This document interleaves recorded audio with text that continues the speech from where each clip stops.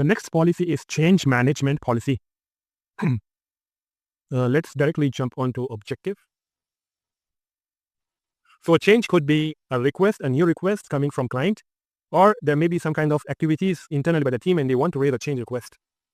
So there might be a new request for updating any existing features of the applications, or doing some kind of database upgrades or operating system upgrades, or changing the existing features or functionality coming from client.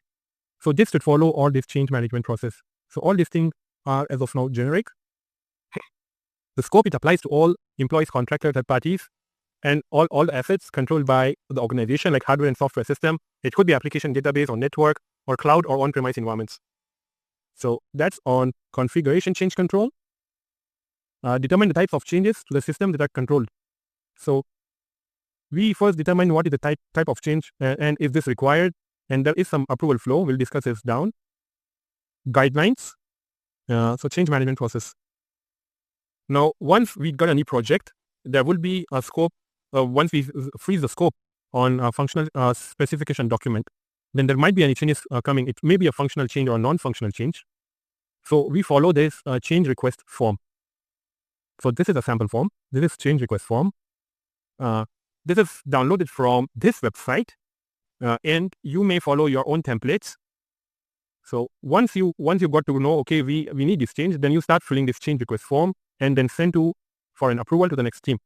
So this is change request form. We have a request for change ID, the title, when you are submitting this change, who is submitting, and what application it will impact, what is the department function, is it a major change, minor change, or an emergency change. So there might be an emergency change. So there might be some kind of vulnerability that is exposing, example, client information or customer information. We need to fix it urgently in production. So there may be an emergency change there. So some other description here. Is it a business risk? What are the business risks? So we may document some other security risks. So we have change advisory board. They look at this change and they try to approve it, or may take some more input from the team. The root cause analysis, why this change is happening. And then at the end, all sign and submit if this can be accepted, or we need more time, or it is rejected. Okay. So coming back to change request policy, we have seen the change request form now. Now, once this is done, it will get submitted, and we have a change request log. It will be kept as a central tracker. Okay, we have a change request log. Now, we have a flow here. Now, the change might be coming from internal team. Example, as a part of our company policy, we do 2 VAPT or vulnerability analysis and penetration test on the client's application at least twice in a year.